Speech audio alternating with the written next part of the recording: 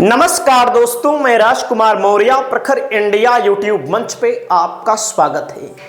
UP की 9 विधानसभा सीटों पर उपचुनाव संपन्न हो गया। इस उपचुनाव में समाजवादी पार्टी को 2 सीटों पर सफलता मिली और भारतीय जनता पार्टी को 7 सीटों पर सफलता मिली, जिसमें से आप देख सकते हैं दोस्तों, करहल में जो उपचुनाव हुआ, अनुजेश यादव को भारतीय जनता पार्टी ने लड़ाया और तेज प्रताप यादव को समाजवादी पार्टी ने लड़ाया। तेज प्रताप यादव चुनाव जीते जरूर है, लेकिन जो वोट का मार्जिन है 14-15 हजार का, वो कहीं ना कहीं समाजवादी पार्टी की कमियों को उजागर कर रहा है। क्योंकि मैं यह बात लगातार कह रहा था कि अगर अपने परिवार के लोगों को ही आप टिकट दे रहे हैं, भाई अन्य यादव को भी दे सकते थे, बहुत सारे यादव थे वहां पर लड़ने वाले, सामान्य कार्यकर्ता को दे देते। तो जो समाजवादी पार्टी का 67,000, 57,000, 50,000 का अंतर 14-15 हजार पे आ गया, ये सबसे बड़ी कमी थी कि अपने परिवार के किसी व्यक्ति को टिकट देना। क्योंकि तेज प्रताप यादव के लिए मैं मानता हूं कि समाजवादी पार्टी को या तेज प्रताप यादव को विधायक बनना उतना जरूरी नहीं था। मेरी खुद की सोच है, बाकी आप क्या सोचते हैं मैं नहीं कह सकता। सुचिस्मिता मौर्य को भारतीय जनता पार्टी ने मझवा से टिकट दिया। डॉक्टर ज्योति बिंद को समाजवादी पार्टी ने टिकट दिया। डॉक्टर ज्योति बिंद ने अच्छा मुकाबला लड़ा, अच्छा चुनाव लड़ा, लगभग 5,000 वोटों से हार गई। इसके पीछे मैं कई बार कह चुका हूं, 6-7 महीना पहले इनके पिताजी रमेश बिंद लोकसभा के सांसद थे, भदोही से भारतीय जनता पार्टी के, समाजवादी पार्टी में शामिल होते हैं और समाजवादी पार्टी लोकसभा के चुनाव 2024 में रमेश बिंद को टिकट देती है मिर्जापुर से, और उसके बाद जब उपचुनाव हो रहा है तो ज्योति बिंद को टिकट मिल जाता है। अच्छा मुकाबला लड़ा, अच्छा चुनाव लड़ा ज्योति बिंद ने, लेकिन एक चीज बहुत माइनस रही, पार्टी के अंदर के तमाम कार्यकर्ता मौजूद और तमाम कार्यकर्ताओं को नजरअंदाज किया गया। जो साल 6-6 महीना क्या 2-2, 4-4, 10-10 साल से मेहनत कर रहे थे, उनको टिकट ना दे करके दूसरी पार्टी के आए हुए लोगों को जल्द से जल्द 2-2 टिकट दे देना समाजवादी पार्टी को भारी पड़ गया और पार्टी चुनाव हार गई। मैं कह रहा था जीतेंगी, नहीं जीत पाई, सही बात है, मैं कह रहा था जीतेंगी, लेकिन मुकाबला अच्छा लड़ा इन्होंने। और अगली सीट है दोस्तों, हाजी रिजवान कुंदर की सीट पर लड़ रहे थे। रामवीर ठाकुर को मैं कह रहा था लगभग 40-50 हजार वोटों से हारेंगे, लेकिन कुंदरकी में जो हुआ वो असंभव सी बात है। योगी जी खुद लाख वोटों से चुनाव जीते हैं, लेकिन रामवीर ठाकुर जो है खुद चुनाव जीते 1,44,000 वोटों से। योगी जी से ना तो बड़े नेता हैं, ना तो योगी जी से बड़े जातिगत समीकरण यहां पर सेट होता है। बीजेपी ने कैसे जीता, समाजवादी पार्टी जो आरोप लगा रही है उससे आप समझ सकते हैं। और पहले भी कई बार लड़ चुके हैं पार्टी से, पहले भी कई बार लड़ चुके हैं। 22 में टिकट नहीं मिला, बीएसपी में चले गए थे। यहां पर मान लीजिए परिवारवाद मैं नहीं मानता। वहीं पर दोस्तों शोभावती वर्मा लड़ती हैं चुनाव। शोभावती जो वर्मा के पति हैं लालजी वर्मा, जो लोकसभा के सांसद हैं अंबेडकर नगर के, और जब अंबेडकर नगर के सांसद हैं तो तमाम समाजवादी पार्टी के कार्यकर्ताओं की सोच थी शोभावती वर्मा को टिकट ना मिले, किसको टिकट मिले, किसी कार्यकर्ता को टिकट मिल जाए, जिससे बड़ा मैसेज जाता। पटेल को ही देते, वर्मा को ही देते, किसी को दे देते, निषाद को देते, लेकिन वही हाल हुआ। बीजेपी ने यहां पर मौके का फायदा उठाया। बीजेपी ने नैरेटिव फैलाया परिवार डेवलपमेंट अथॉरिटी पीडीए को, और जो 17,000 वोटों से इसी कटहरी में चुनाव जीते थे लालजी वर्मा। मैं बार बार कह रहा था कि सवर्ण बनाम बैकवर्ड के चुनाव में चुनाव जीते हैं, अब की बार बैकवर्ड बनाम बैकवर्ड का चुनाव है। बड़ी मुश्किल सीट है, हालांकि मैं यह भी कह रहा था कि 50-50% का चांस है। तो परिवारवाद यहां भी देखने को मिला, जिसको लोग कह रहे थे कि इनको टिकट नहीं मिलना चाहिए। और मुस्तफा सिद्दीकी हारे, मैं कह रहा था 11,000 वोटों से हारे, जहां पर समाजवादी पार्टी 18,000 वोटों से अभी लोकसभा में जीती थी। टिकट गलत था, आप सब जानते हैं। यहां पर भी समाजवादी पार्टी ने पुराने लोगों पर दांव लगाया। नसीम सोलंकी चुनाव जीती है भयंकर वोटों से, आप सब जानते हैं।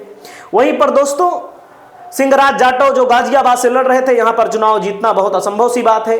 चारुकेन के साथ भी ऐसा हुआ। खैर सीट पर तमाम पार्टी के कार्यकर्ताओं को नजरअंदाज कर दिया गया जो जमीन लेवल पर तैयारी कर रहे थे, और जब जमीन लेवल पर तैयारी कर रहे थे तो इनको टिकट दे दिया गया। पहले बसपा में थी, फिर भाजपा में, वहीं फिर कांग्रेस में, फिर समाजवादी पार्टी में। तो ये चीज़ समाजवादी पार्टी को बहुत नुकसान कर गई। सुंबुल राणा को टिकट दिया गया। बहरहाल यहाँ पर जो हुआ, कुंदरकी जैसा हाल आप सब जानते हैं। बाकी एक सीट है दोस्तों जहाँ पर उपचुनाव नहीं हुआ है। कौन सी सीट है? वो है मिल्कीपुर। मिल्कीपुर में समाजवादी पार्टी ने अजीत प्रसाद को टिकट दिया है। यहाँ पर उपचुनाव नहीं हुआ। यहाँ पर याचिका को लेकर मामला था। हालांकि विपक्ष के नेताओं ने हल्ला बोला, लोगों ने कहा भी कि यहाँ पर बीजेपी चुनाव डर गई है, इसलिए नहीं करवा रही है। तो मिल्कीपुर में अजीत प्रसाद लोकसभा के इनके पिताजी अवधेश प्रसाद लोकसभा के सांसद हैं फैजाबाद से। फैजाबाद सीट, अयोध्या जिले की फैजाबाद सीट से सांसद हैं। इन्हीं के बेटे को टिकट दे दिया है समाजवादी पार्टी ने। कहां से? मिल्कीपुर से। भारतीय जनता पार्टी इस बात का प्रचार कर रही है कि मिल्कीपुर से जो टिकट दिया गया है, और वैसे भी एक आम जनमानस, देखो सबका अपना अपना वोट फिक्स है। फिक्स वोट वाले को कुछ भी नहीं देखना, वो वोट दे देंगे। फिक्स है, चाहे भाजपा का अपना वोट हो, चाहे समाजवादी का हो अपना वोट, सब फिक्स है। सब वोट अपने अपने को दे देंगे। लेकिन एक ऐसी बीच के रास्ते होते हैं, हम जैसे लोग जो विचारधारा के कारण भले दे दे वोट विपक्ष को, लेकिन बीच के रास्ते के लोग कहते हैं कि एक ही घर में विधायक, एक ही घर में सांसद, ये कैसा है? अगर अवधेश प्रसाद चुनाव लड़े, लोकसभा का जीते, तो पार्टी के कार्यकर्ताओं की मेहनत है। पार्टी में तमाम कार्यकर्ता हैं जो जमीन स्तर पर काम करते हैं, लेकिन जब टिकट मिलने की बात आती है, उपचुनाव में भी बड़े नेताओं के घर के लोगों को टिकट मिलता है। मेन चुनाव के अंदर बड़े लोगों के घर के टिकट मिलता है, बड़े नेताओं के घर के लोगों को टिकट मिलता है। लोग चाहते हैं कि यहां पर अजीत प्रसाद को टिकट ना दिया जाए, अजीत प्रसाद का टिकट काटा जाए। हां 27 में दे दो, कोई दिक्कत नहीं, लेकिन अभी 2024 के इस उपचुनाव में अगर पार्टी के सामान्य कार्यकर्ता को टिकट देते हैं तो इससे पार्टी की छवि और पार्टी में एक बूस्टर डोज आता है।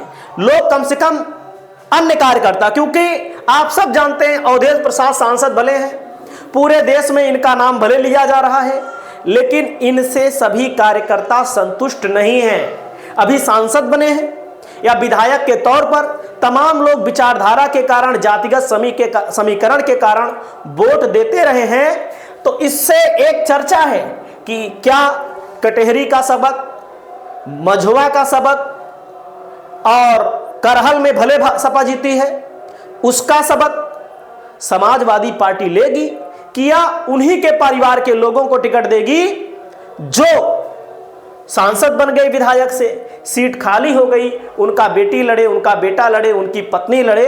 तो ये समाज में गलत मैसेज जा रहा है। इससे भारतीय जनता पार्टी को फायदा हो रहा है, समाजवादी पार्टी को नुकसान हो रहा है।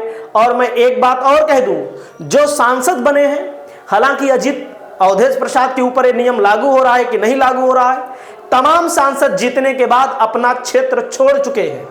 नाम नहीं लूंगा, आप सब लोग जाते हैं, तमाम लोग हमारे पास मैसेज करते हैं।